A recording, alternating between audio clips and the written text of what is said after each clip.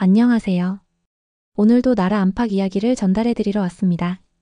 외국인들의 눈에 비친 한국의 모습은 때로는 놀라움, 때로는 감동으로 다가옵니다. 오늘은 영국 블룸버그 본사의 수석 연구원 엠마가 한국을 방문하면서 겪게 되는 놀라운 변화의 이야기를 소개해드리려고 합니다. 한국에 대한 선입견을 가지고 있던 한 외국인이 어떻게 한국의 진정한 가치를 발견하게 되었는지 그 감동적인 여정을 함께 따라가 보실까요? 안녕하세요. 저는 영국 런던에서 태어나 옥스퍼드 대학교를 졸업한 후 현재 블룸버그 혁신지수 연구팀에서 수석 연구원으로 일하고 있는 엠마 밀러입니다. 제가 오늘 여러분께 들려드릴 이야기는 정말 믿기 어려운 일이었습니다. 저 자신도 아직 꿈만 같아요. 2019년 가을 런던의 흐리고 축축한 날씨는 여전했습니다. 블룸버그 본사 30층에 위치한 제 사무실에서 바라본 템스강은 언제나처럼 탁하고 어두웠어요. 영국의 경제 상황도 브렉시트 여파로 매일 악화되고 있었죠. 실업률은 치솟고 젊은이들은 미래에 대한 희망을 잃어가고 있었습니다. 그날도 평소처럼 유럽 각국의 혁신 지수를 분석하고 있었는데 갑자기 제임스 부장이 제 사무실로 들어왔어요. 평소 온화한 성격의 제임스 부장이 이상하게 당황한 표였습니다. 엠마, 급한 임무가 생겼어. 한국 혁신 지수 조사를 담당해줘야겠어. 제임스 부장의 말에 저는 고개를 갸웃거렸습니다. 한국이요? 왜 갑자기요? 아시아의 작은 나라 하나가 어떻게 독일을 제치고 혁신지수 2위까지 올랐는지 직접 확인해봐야 해. 뭔가 데이터에 오류가 있는 것 같아서 말이야. 솔직히 말하면 저는 한국에 대해 별로 아는 게 없었어요. 런던 차이나타운에서 가끔 보는 아시아계 사람들과 비슷할 거라고 생각했죠. 그리고 한국이 독일보다 혁신적이라는 건 정말 믿기 어려웠습니다. 독일은 벤츠, BMW, 지멘스를 만든 나라인데 한국이 뭘 만들었다고 독일을 이겼다는 건지 의아했어요. 제임스 부장은 계속 설명했습니다. 한국이 지난 5년간 혁신지수 1위를 유지해왔대. 이번에 겨우 독일한테 밀렸지만 여전히 2위야. 그런데 우리 분석진들은 이해가 안 간다는 거야. 그냥 제조업 중심의 나라가 어떻게 혁신 강국이 될 수 있는지 말이지. 저도 같은 생각이었어요. 아시아 국가들은 대부분 서구의 기술을 모방하거나 값싼 노동력으로 제품을 만드는 수준이라고 알고 있었거든요. 특히 중국에서 만든 저품질 제품들을 런던 시장에서 흔히 봤기 때문에 아시아 국가들의 기술력에 대해서는 회의적이었습니다. 정말 가야 하나요? 데이터만 분석하면 안 될까요? 저는 솔직하게 물어봤어요. 영국 음식이 맛없다고 하지만 적어도 익숙하고 편안했거든요. 아시아 음식은 너무 매스럽고 냄새도 이상했고요. 아니야, 직접 가서 확인해야 해. 현장에서만 알 수 있는 것들이 있을 거야. 혁신이라는 게 단순히 숫자로만 측정되는 게 아니잖아. 결국 저는 한국행을 준비하게 되었습니다. 반신반의하며 한국에 대해 간단히 조사해봤는데 더욱 의아해졌어요. 70년 전까지만 해도 세계 최빈국 중 하나였다는 한국이 지금은 세계 11위. 경제대국이라고? 정말 믿기 어려웠습니다. 런던 히드로 공항에서 한국행 비행기에 오르면서도 여전히 의구심이 들었어요. 과연 내가 뭘 발견할 수 있을까? 아마 과장된 통계일 거야. 그때만 해도 저는 제가 곧 인생에서 가장 충격적인 경험을 하게 될 줄 몰랐습니다.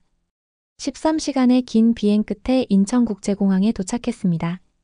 비행기에서 내리는 순간부터 뭔가 달랐어요. 런던 히드로 공항의 낡고 복잡한 시설과는 완전히 다른 세계였습니다. 깔끔하고 현대적인 인테리어, 곳곳에 설치된 디지털 안내판들, 그리고 무엇보다 놀라운 건 모든 시설이 자동화되어 있다는 점이었어요.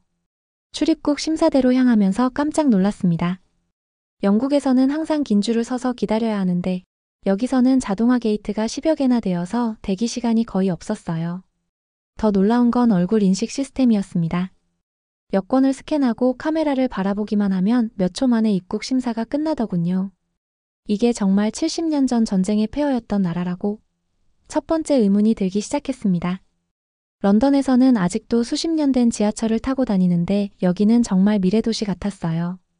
공항 곳곳을 둘러보면서 더욱 놀랐습니다. 로봇 안내원이 여러 개 국어로 친절하게 길을 안내해주고 무료 와이파이는 물론이고 오지 인터넷 속도가 런던보다 몇 배나 빨랐어요. 휴대폰으로 인터넷을 켜자마자 바로 연결되는 것도 신기했습니다.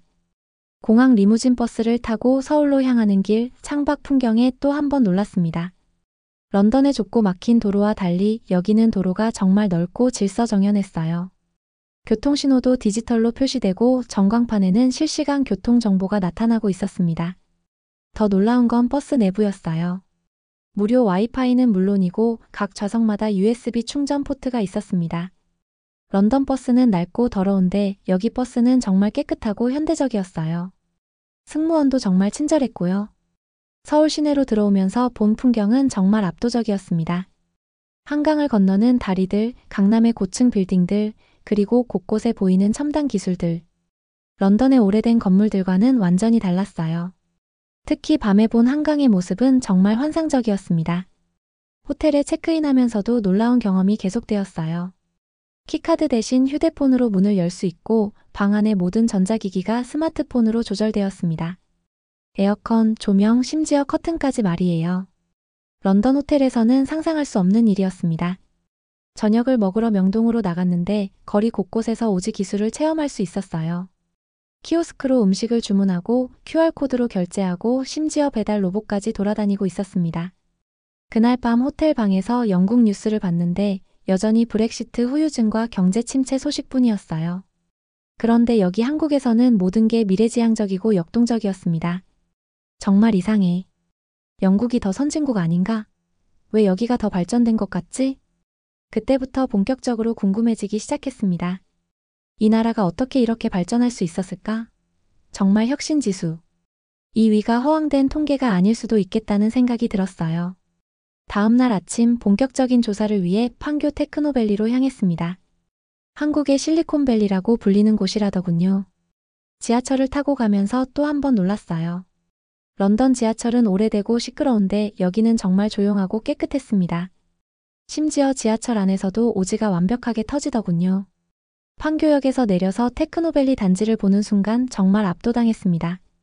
거대한 유리 건물들이 즐비하고 곳곳에 글로벌 기업들의 로고가 보였어요. 네이버, 카카오, NC소프트. 이름도 처음 들어보는 회사들이 대부분이었지만 건물 규모만 봐도 엄청난 기업들인 게 느껴졌습니다. 점심시간에 한 카페에서 우연히 할아버지 한 분을 만났어요. 85세의 김철수 할아버지였는데 삼성 초창기 직원이셨다고 하더군요. 영어를 조금 하실 수 있어서 대화가 가능했습니다. 할아버지, 한국이 어떻게 이렇게 발전할 수 있었나요? 제가 궁금해서 물어보니 할아버지는 잠시 멀리 바라보시더니 이렇게 말씀하셨어요. 아가씨, 1960년대엔 쌀 한 줌이 귀했소. 우리 가족은 보리밥도 제대로 못 먹었어요. 하지만 우리는 꿈꿨습니다. 언젠가 세계 최고가 되겠다고. 할아버지는 지갑에서 낡은 흑백 사진을 꺼내 보여주셨어요. 먼지가 폴폴 날리는 작은 공장에서 젊은 직원들이 일하는 모습이었습니다. 이게 1970년대 삼성 공장이에요. 지금 삼성 본사와 비교해보세요. 정말 믿기 어려웠습니다. 그 초라한 공장이 지금의 삼성이 되었다니. 런던에도 오래된 기업들이 많지만 이렇게 극적인 변화를 겪은 경우는 본 적이 없었어요. 그때는 정말 아무것도 없었어요. 기술도 돈도 경험도. 하지만 우리에게는 절실함이 있었습니다. 더 나은 삶에 대한 간절한 바람이 있었어요. 할아버지의 눈빛이 여전히 생생했습니다. 젊은이들은 밤새워 공부하고 기술을 배우고 세계를 돌아다니며 견학했어요. 일본이나 미국에서 배운 기술을 한국식으로 개량하고 발전시켰죠. 영국에서도 산업혁명이 있었지만 이라고 말하려던 제가 멈췄습니다. 영국의 산업혁명은 수백 년에 걸쳐 일어난 일인데 한국은 불과 50년 만에 이런 변화를 이뤄낸 거였어요. 우리는 실패를 두려워하지 않았어요. 망해도 다시 일어서고 또 도전하고. 포기라는 건 사전에 없었습니다. 할아버지의 말씀이 가슴 깊이 와닿았어요. 창밖으로 보이는 초현대적인 테크노밸리와 할아버지가 보여준 낡은 사진을 비교하며 저는 정말 말문이 막혔습니다. 이런 극적인 변화가 정말 가능한 건가? 영국은 수백 년의 역사를 가진 나라인데 왜 지금은 정체되어 있는 걸까? 그때부터 한국에 대한 제 인식이 완전히 바뀌기 시작했습니다. 이건 단순한 경제 성장이 아니었어요. 인간의 의지와 끈기가 만들어낸 기적이었습니다. 할아버지와의 만남 이후 저는 한국의 교육과 연구 시스템이 궁금해졌습니다. 다음 날 대전에 있는 KAIST를 방문하기로 했어요. 한국과학기술원이라고 하더군요. 1971년에 설립되었다는데 어떻게 이렇게 짧은 시간에 세계적인 연구 중심, 대학이 될 수 있었는지 알고 싶었습니다. KTX로 대전까지 가는 길도 놀라웠어요. 시속 300km로 달리는 고속열차라니. 런던에서 에든버러까지 가려면 비행기를 타야 하는데 여기서는 기차가 비행기보다 빠르더군요. 그리고 기차 안에서도 완벽한 와이파이가 제공되었습니다. KAIST 캠퍼스에 도착해서 정말 놀랐습니다. 옥스퍼드 대학교도 아름답지만 여기는 완전히 다른 종류의 아름다움이었어요. 최첨단 연구시설들과 자연이 조화롭게 어우러져 있었습니다. 연구관리팀의 박 교수님이 캠퍼스를 안내해 주셨는데 설명을 들으면서 계속 감탄했어요. KAIST는 처음부터 글로벌 기준으로 설립되었습니다. 미국 교육 시스템을 벤치마킹했지만 한국만의 독창성을 추가했죠. 구체적으로 어떤 점이 다른가요? 제가 물어보니 박 교수님은 자신 있게 답하셨습니다. 실용성과 창의성의 결합이에요. 이론만 연구하는 게 아니라 실제 산업에 바로 적용할 수 있는 기술을 개발합니다. 실제로 연구실들을 둘러보니 정말 놀라웠어요. 인공지능, 로봇공학, 바이오 기술. 영국의 어떤 대학교와 비교해도 뒤떨어지지 않는 수준이었습니다. 오히려 더 첨단인 것 같았어요. 특히 인상 깊었던 건 학생들의 열정이었습니다. 밤 11시가 다 되어가는데도 연구실에 불이 켜져 있고 학생들이 열심히 실험하고 있었어요. 옥스퍼드에서도 열심히 공부하는 학생들을 봤지만 여기 학생들의 열정은 정말 남달랐습니다. GDP 대비 4.9%라는 세계 2위. R&D 투자가 어떤 의미인지 알겠네요 라고 제가 말하니 박 교수님이 웃으며 답하셨어요. 한국은 미래에 투자하는 게 아니라 미래를 만들고 있어요. 정말 그랬습니다. 연구실마다 미래 기술들이 개발되고 있었어요. 자율주행차, 스마트시티, 차세대 반도체. 이런 기술들이 실제로 상용화되고 있다는 게 놀라웠습니다. 젊은 박사과정 학생 한 명과 이야기할 기회가 있었는데 정말 인상적이었어요. 저는 한국을 세계 최고의 기술 강국으로 만들고 싶어요. 그게 제 꿈이에요 라고 말하는 그 학생의 눈빛이 정말 반짝였습니다. 영국에서는 요즘 젊은이들이 미래에 대한 희망을 많이 잃었어요. 취업도 어렵고 집값은 너무 비싸고. 그런데 여기 학생들은 정말 당당하고 자신감 있어 보였습니다.